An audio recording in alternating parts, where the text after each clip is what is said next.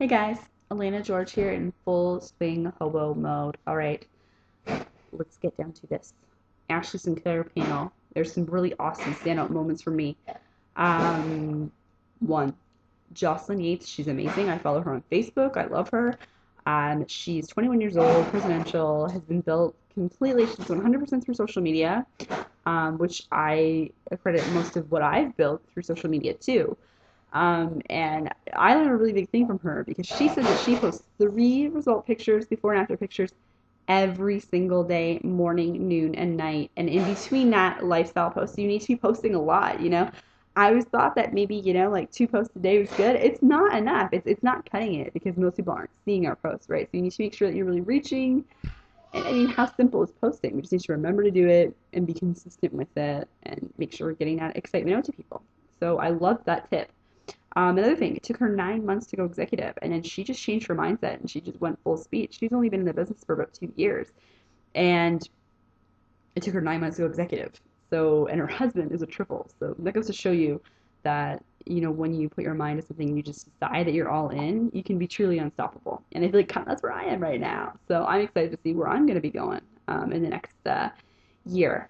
Courtney Bohr, she's 20 years old, okay, full-time college student. Even now, even though she's a presidential, she's been in for about a year.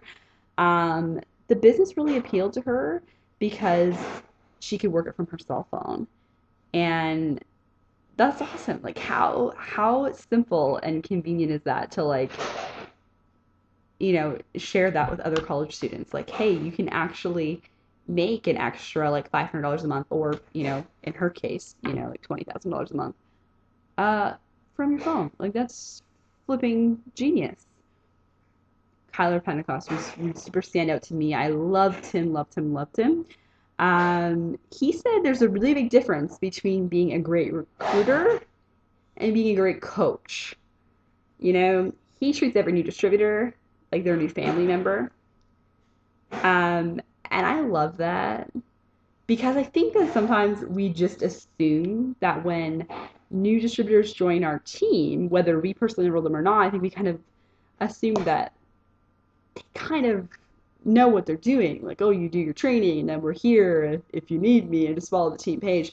But we need to really make a really big point of making sure that we're engaging with them and walking them through their e-suite and making sure that they understand the steps of success and going over a Ruby chart with them and all those things, right? Like that is our responsibility to our team, is to make sure that we're giving them, we're a great leader, is a good teacher to the people below you and a good student to the people above you. So you just need to be passing along that great information.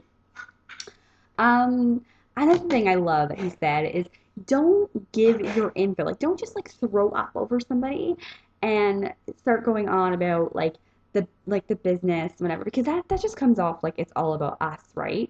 And it needs to be about them. So he says never give out your info, but ask for time. Say something like, I'm dreaming big. I started a new business and I'm just so excited. I've got to share this with you. Like, let's sit down and talk for 10, do you have 10 minutes to sit down and talk, on Tuesday or whatever? Like, I can't wait to share this with you. That kind of approach. That's kind of what we need to be doing, going in on it with, is we need to just be really excited and kind of share it with them, but not overshare. And I think that's a good tip, because I think sometimes when we're, especially on Facebook, you get on there and you just get typing away and you can lose people very easily. So I thought that was brilliant. Another thing, when you're blitzing, he says immediately pull out your phone and ask to connect on Facebook. I know I've done that a few times myself recently. I heard that tip from Sarah Rankin, and it does work really good, because then it's more like you're connecting with them on a friend level, and they don't, that's what you want, right? Like, as if you really care, or you're wanting to get to know them, and people appreciate that.